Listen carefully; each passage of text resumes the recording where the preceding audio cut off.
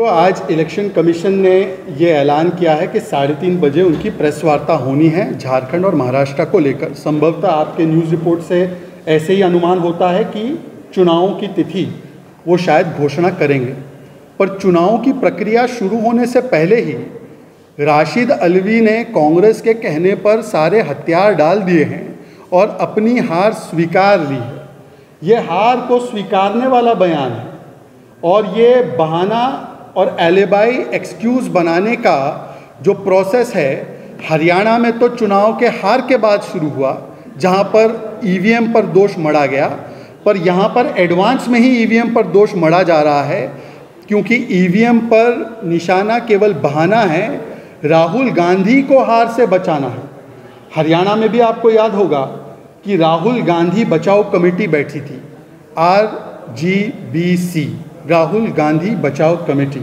ये राहुल गांधी बचाओ committee RGBC ने तय किया कि ईवीएम को दोष दो,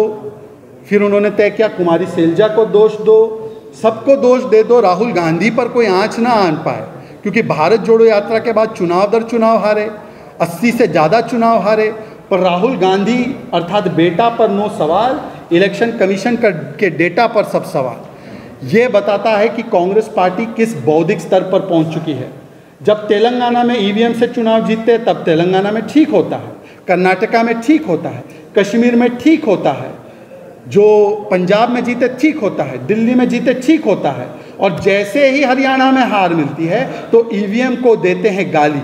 ये दिखाता है ये कंडीशनल कमिटमेंट टू कॉन्स्टिट्यूशन।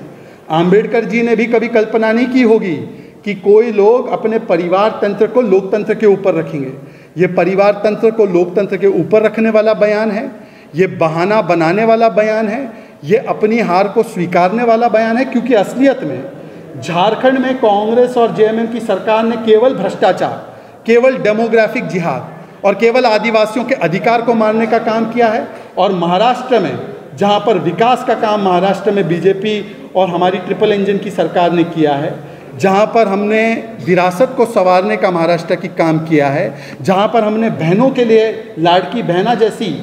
दुनिया की सबसे अच्छी योजनाओं में से एक शुरू करने का काम किया है, कांग्रेस तो केवल वोट जिहाद पर चल रही है। तो कांग्रेस के पास क्योंकि अब आ चुका है कि उनको चुनाव में हार मिलने वाली है, इसीलिए कांग्रेस पार्टी ने ये बयान दिलवाया है और पूरी प्रक्रिया, चुनावी प्रक्रिया पर सवाली निशान खड़े करने का काम करते हैं। ये दिखाता है कि जब चुनाव जीतते तब तो ठीक है, वरना चुनावों पर ही सवाल खड़े कर देते हैं।